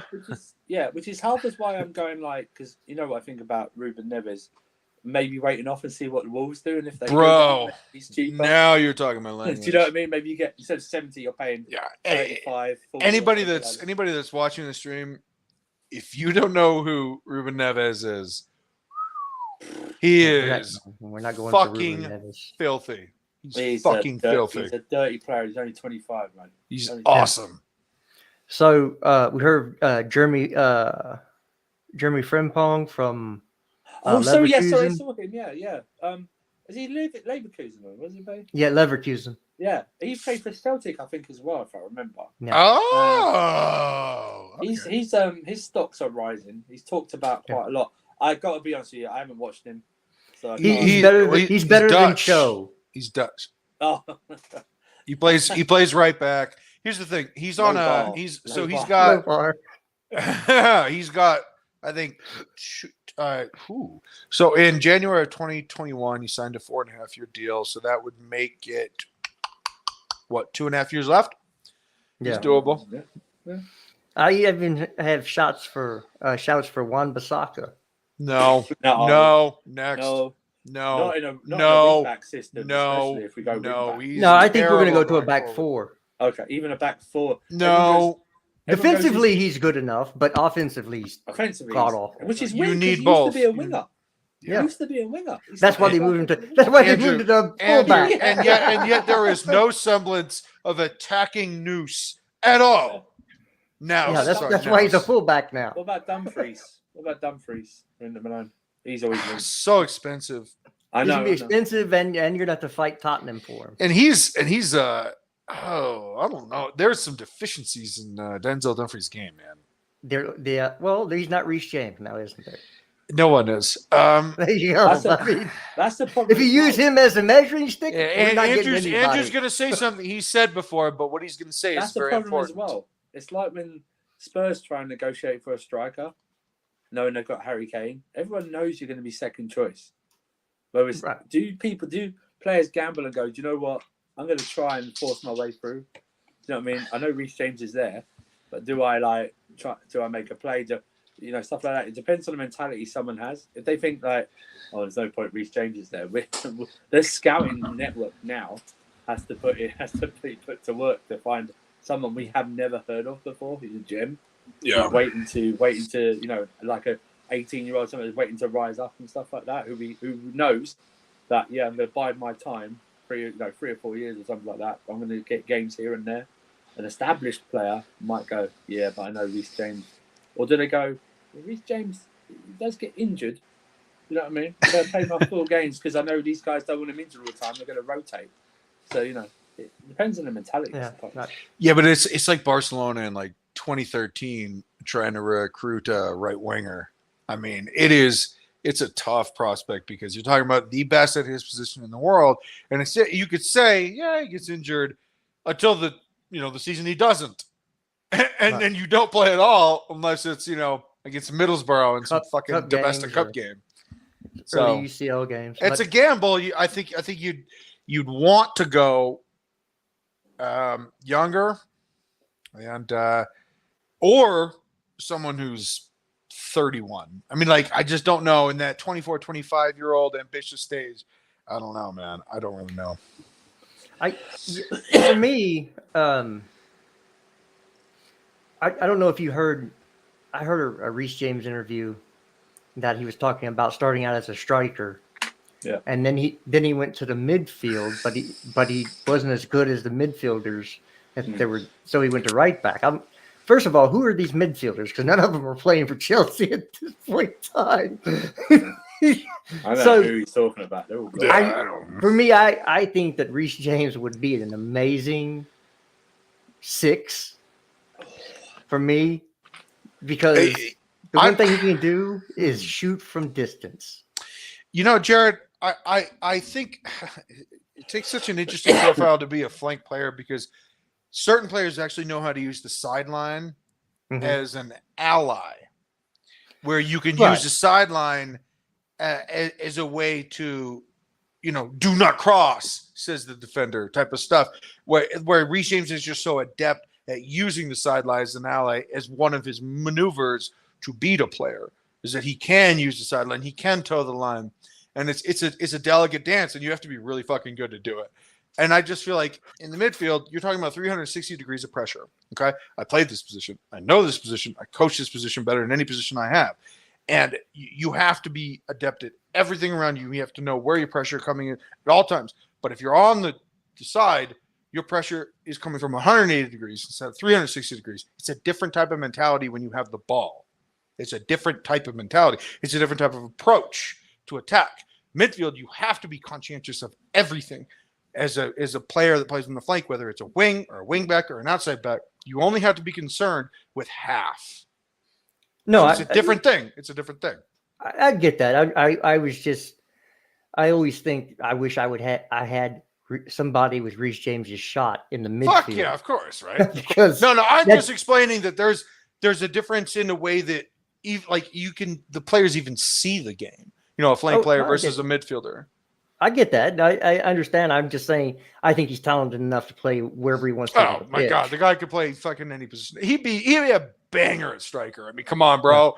Guy would be curling off the back shoulder of a center back the way Aguero used to, man. I mean, the guy would smash. I anywhere. think he would see, because I know what Canada do with Alphonso Davies. They play him as a winger. Yeah. I always thought last season our best attackers were wingers were Alonso and Reece James. Oh, Or Lord. Chilwell and Reece James Yeah, when they were still, fit. they were like the best because they would just take the You're right. better shoot. Yeah, but Andrew, but why were they? No. That's the sadness of the. No, I know, but one of the reasons why they had space is because the wings were marked, and because the wings were marked by the outside backs, the wing backs they always naturally have more space. No, That's why it's the easiest position in the sport. yeah, it'd be. I don't know. Until I see it, I can't picture it. Do you know what I mean? It's like that. I can't. It's like until I see something, I can't picture it. You know, and I find it hard to picture things like that. Some things like that. It's like when someone said, "Oh, someone going to win the league," or I can't picture it at the moment. I've not seen it, so I can't back them to win the league. Or like Spurs beating Chelsea at the bridge. You just can't. You can't visualize it. I told you that. I keep telling you. I told you that. Don't doubt me ever. You do realize that, like, scientifically and sporting wise, that's a nonsense argument. Oh, they just don't beat Chelsea. It's like, okay. Once in 32 years, bro. That's all I'm saying. Andrew, look, I know what you're saying, but you're also far too smart to be that superstitious. I always say no. I'm one of these guys who I think records matter. Okay, there are certain teams who look at our record up at Newcastle, even with our best teams. Yeah, we very rarely win up there. Same with Everton. Didn't we win up there in the spring? Hey, y'all give me 1 second. Carry the conversation real quick. It's very rare. I'll be right back. But it's very rare. I think records matter. That's all. It's just one of those things. It's like when when Man United were on top, like late 90s, early 2000s. They never won at They hardly won at Liverpool, right? Hardly won, and that's when Liverpool weren't at their best. Yeah, just never won. It's just one of these things. It's like we never won at Highbury until for ages, apart from one cup game and then another with Wayne Bridge, and never in the league until 06 or 05 or whatever it was. It's just one of these things that happens. It's like Real Madrid always beating Liverpool, in a final, or stuff like it just happens. It's just one of those things. It's a weird thing. International football, Italy have got some ridiculous record over Germany. The results and everything like that is ridiculous when they meet each other. It's just one of those things. They are made to be broken, and gladly, hopefully, some of them will, but not against us, obviously. But you know.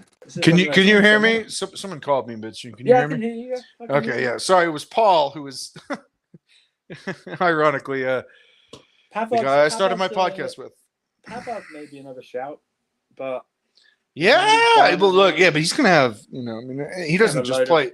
Yeah. He doesn't just play right back. I mean, he plays a couple of different positions. Really good player. It's kind of interesting that him and Nagelsmann had a falling out, probably because, I mean, Nagelsmann, he's younger, and younger people have penchant for irritation, and I don't know. Yeah, it's interesting. It's an interesting dynamic. But I mean, I like Nagelsmann. I think his attitude is awesome. He's fucking hilarious. But Bayern is kind of in a transitional period, I suppose. Yeah, it's a weird thing to think that a wing could be a forward when you just lost probably the best forward of the last decade. Yeah, it's interesting. That's true. But it's like, this is one of those things. It's like, but it's going to be an interesting few weeks. Well, January, hopefully not that interesting apart from how long it takes. Get those deals announced, guys. Get those deals announced. Someone said Dest. You guys know. You watch him internationally. Only a wing back. He's okay. I mean, look, he's just okay. There's not much to it. No defense. There's just not much to it, man. He's Trent. Yeah. He's not even Trent, man. Sorry about that. I thought somebody was at my back door. A bird flew into a window. That's what she said. Yeah. Yeah. You know what was the last thing that went through his mind? His butt. No. Oh, bad. Yeah, he won't have the guts. He won't have the guts to do that again. Cartoon squelch.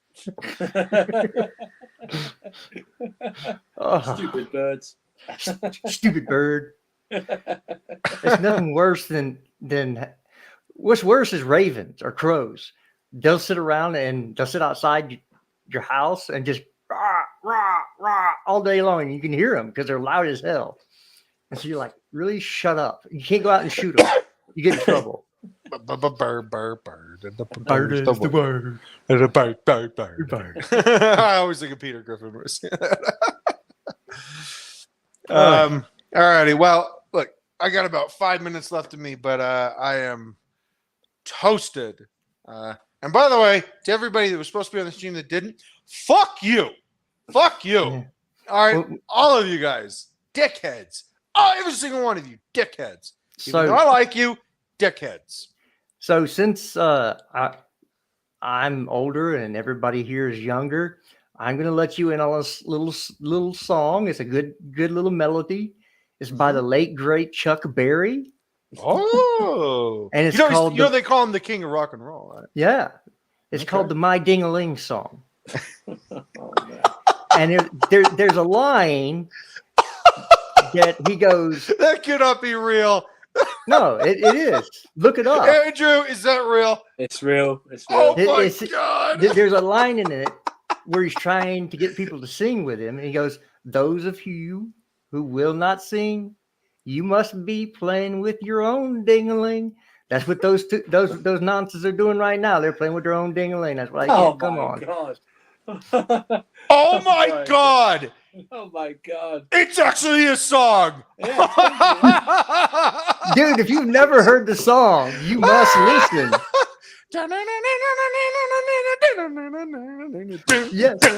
Chuck Berry. It's your cousin, Marvin. Marvin Berry. Amazing. Dude, I was the only one that got that. Maybe know. Andrew got that. I was concerned that I wouldn't learn something new today. But motherfucker, I just learned something new today. This could be his favorite song now.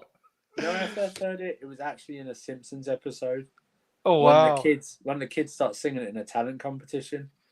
And he goes, my ding-a-ling, I want you to play with my... And before he finishes, Principal Skinner goes, that's enough, and caboose. By the way, anybody that doesn't objectively recognize the accomplishment of the Simpsons, holy shit, what a run. I think it's still going. All right, so this is Yeah. last question. I think we can wrap on this question. I think it's a good one. And it probably tests the mettle of previous regime versus current regime and the MO of both. Question to you guys. So what do you think happens when Potter don't? Yeah, I'm not going to speak in that syntax. What do you think happens when Potter does not get top 4? Is Bowley going to give him time? So I will say yes, he will get time. I think that Potter will realistically get until the summer of 2024 to essentially build the team in his image. I mean, again, I have stressed this a lot. Not having Fofana and Reece James, who put the clamps on Rafael in that game. When you don't have those two players, you are missing integral pieces of the puzzle. You need Reece James. You need Wesley Fofana, because Reece James is as important to Chelsea as Kevin De Bruyne is to Man City. Like they are the two best players on those respective teams. So when you don't have those players, Fofana, Reece, Ben Chilwell, it fucks up your plans. It does, because you have an image of the team, and you say when you go to sleep at night, you probably put your starting 11 together, Graham Potter, and he's got his little board, and he's putting all these little pieces, and he's like, all right, so this is the team I really want. But the team that he's had to deal with currently is not the team that he wants. And when I'm not talking about buying players, I'm talking about the personnel that we already have. Like the guys that he wants have not been available to him, and that is one of the reasons why I will give him time. At the same time, we do have to buy in January, and we do have to buy very well in the summer. And if Potter gets the guys he wants, I will give him the rope to hang himself. It is his choice whether or not he fucks up or does well. That is his choice. But summer of 2024 is when there will be a come to Jesus moment for Graham Potter. Whether it's good or bad is not up to me. It is up to him. Yeah, I echo the sentiments, and also say, guys, this Potter out thing. If you Potter out, it's just a waste of your energy. There's no way they bring in basically the whole of the Brighton structure there, and then like fire him in like a month's time or so. It's just not happening. No matter what you think. And also, let's remember, let's be. He wasn't bought in. He wasn't bought in during the transfer window. He was bought in after the transfer window. Okay, he hasn't had time to stamp on. Everyone's going, it's been 2 months. The fixtures are every 3 or 4 days. The training sessions aren't that, where he's going to have enough time to install a new, work on this and that. It's going to be literally one day. One of the days is recovery for the players that played, so he's not going to get them. So it's a no. He's not going to get. No matter where we finish, he's not going to get sacked. It's just not going to happen. Yeah, I mean, Andrew, let's be very clear. I Anybody wouldn't go that far. that coaches knows this. It's the summer where you implement philosophies. Yeah. You cannot do it on the fly. Because the summer, man, you got you have a 2-month-long training camp, right? To use American terms, you have a training camp where Potter's like, all right, this is the setup I'm thinking about. Everybody's healthy now. Everybody's ready to go. This is the team that we want to be. These are the types of patterns that we want to exploit. This is the depth of the line of the back 4 or back 3 that we're going to use. If it's a higher line, we want to press. If it's a deeper line, we want to sit back. These are the types of things that we're looking to do this season. You do that in the summer. You cannot do it right now. You can only try, but it's much more effective in the summer. I will say this. The only caveat I have with this is if we're given the summer, given time to implement philosophy, stuff like that. That obviously, if they're still like performing like this next season at this time, with the new players that he's got, there will be more. There will be questions asked.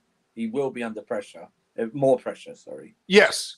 From right. not only the fans, but I think from the board as well. But people need to stop thinking that Bowley is Roman. Yes, just because Tuchel was sacked.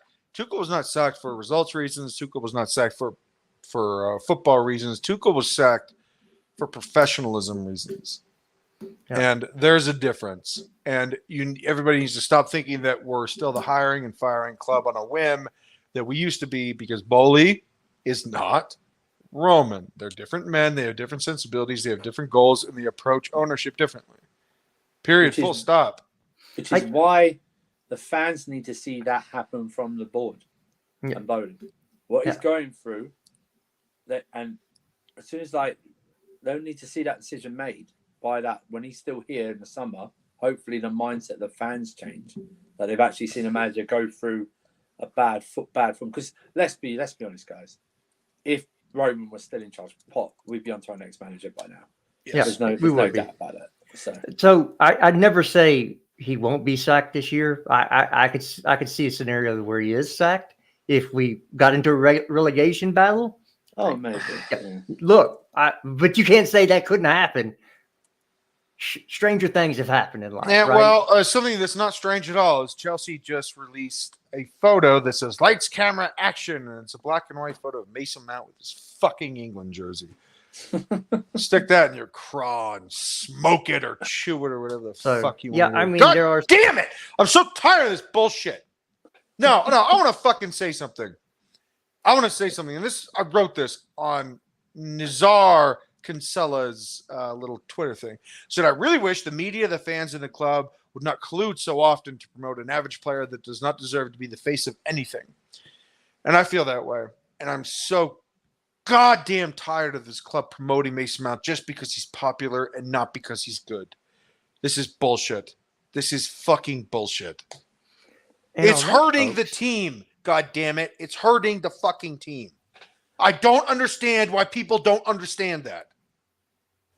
Fuck. I get you. And we're going to leave it there. I mean, what's a better way to go out than Mason Mount slander? I hate him. I hate him. Do you hate him? I hate him because people care about him more than the fucking club, and it's a disgrace. It's a disgrace. Do you hate him more than snakes? I don't mind snakes. I got one in my pants. Boom! Indiana Jones. I hate snakes, Jock. I hate them. That's one of the greatest movies ever made. But John, I mean, Indiana Jones is not a movie. The greatest trilogies ever made as well. The original movie. The movie is called Raiders of the Lost Ark. Lost Ark. It's over 40 years old. No, that film. Yes, but it's awesome. It's also awesome. It's also amazing. I'm not doing trash now. I just can't believe it's like 40 years old, that film. Yeah, well, so am I. So they're bringing it back. It's from Indy 5.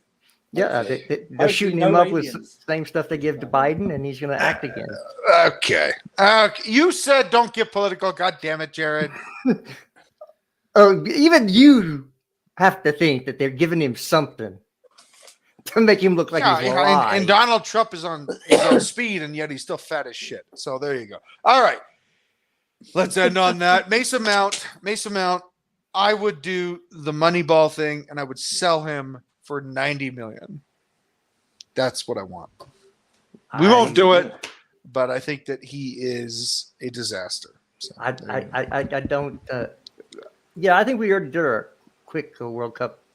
For me, it's either Brazil or Argentina. I don't do predictions because if I actually knew the results of games before they happen, he would have gambled on already. I would have gambled on. Is that just who do you think is going to win? I don't care. I don't know. No, I don't. It's not that I don't care. It's that I don't know. Bet this guy when he was told Santa Claus wasn't real. Yeah, I know that.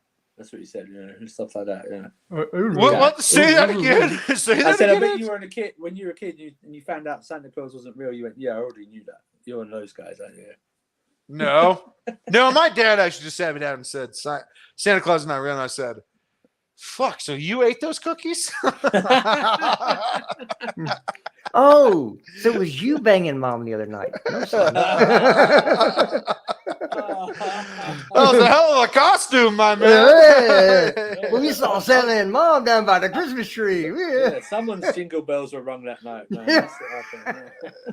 I thought I was going to get an elf brother. All right. All right. Y'all have a great weekend. Well, holy shit. We just left on an optimistic note for Andrew. How about that? Guy comes in like the Grim Reaper and leaves fucking Colgate smile ear to ear. Hold on. You can see Andrew on Casualty F. Is it Casual FC? Yeah, Casual FC tonight at 10. We're reacting to a video. They'll be running Johnny over with a bus and then backing over him several times. It's gonna be great. You should watch. What? Just to What? No, hold on. What is going on? So we're doing a reaction video. So Johnny The minerals. The minerals. To Miz, reacted to Miz, the other side of the coin, just critiquing Mount. Then obviously I saw that. Johnny was fair on it. So myself, Marshall, and in a moment Scott will be. Hold on a second. You want a fourth? I'll send you the link if you want it, buddy. What is? So we're talking about in an hour and 10 minutes. Yeah, let's do it about this. But yeah, on at 10, and also you'll be sick of my face. I'm doing loads of watch-alongs on Sarcasm City TV and some other stuff, reactions after the games as well. Is this at 3 p.m. my time? Yes. Yes, 3 p.m. your time. Yeah. And you're talking about the minerals. Yes. The minerals, mate. The minerals. Yeah. I'm gonna do my casual 5. Yeah, my casual 5 minutes. It's constructive criticism. Hey, I know where the line is. No, not to you. Just to anyone who watches. It's not going to be, oh, he's a fucking, like no, that. That's because that requires no intelligence at all. Yeah, you have to be clever about it, man. Come on, you got to be clever about it. Don't be fucking an asshole. There's a line. Come on. Yeah, Carlito. This is about having fun. That's pretty much it. Come on. Hey, what is Sadiq having going on We'll Watch Chelsea today? I think you mean right the now. company that I also own? I think he's live right now. Is he really? Or at least he put a video out. Or he released a video. I think he released a video. Yeah, dude. Sadiq is the fucking best. I love Sadiq. Anybody that has problems with him, that is your problem. That's fine. Look, and everybody has their own thing. I get it. I love Sadiq. I think he's great. And I respect him. And we have great conversations. And the stuff that we're putting out during the World Cup, it's going to be, lots of streams for hopefully as many games as we could possibly do. It's a lot of interaction. The most interesting thing about YouTube and doing all this stuff is that there's a ton of fans, and the fans, they like to chat and they like to talk and they like to ask questions. And I love the interaction. I thought I wouldn't. I really thought that I would be annoyed by this, but I'm not at all. I think the community is fun as hell. Just not Johnny Minerals, but everybody else is fun as hell. So support Worldwide Chills. It's a fun company, good, like really, really good people. And I look, it's just something that I plan on doing for a couple of years. So let's get it. And from what I understand, there's going to be a special stream with Carlito and with Sadiq. They're going to reenact Romeo and Juliet, and Carlito is going to play Juliet. And Sadiq will be Romeo. I hear the rehearsals are going awesome. So sorry, I couldn't hold that one in. I know that you saw that going differently in your head. Did you saw that going differently in your head, didn't you? Yeah. Oh, I got Andrew laughed. Yeah, Andrew is giving you a sympathy laugh. Because that wasn't funny at all. It would be funny as hell. No, I'm just trying to imagine, because Cully is not on camera, I'm just trying to picture his reaction, his facial reaction, like that. Like his eyes probably going wider and wider and wider or something. It's like, okay. Shots fired. But on that brilliant note, well, let's be very clear. He's not handsome enough. He's not handsome enough for me. Come on.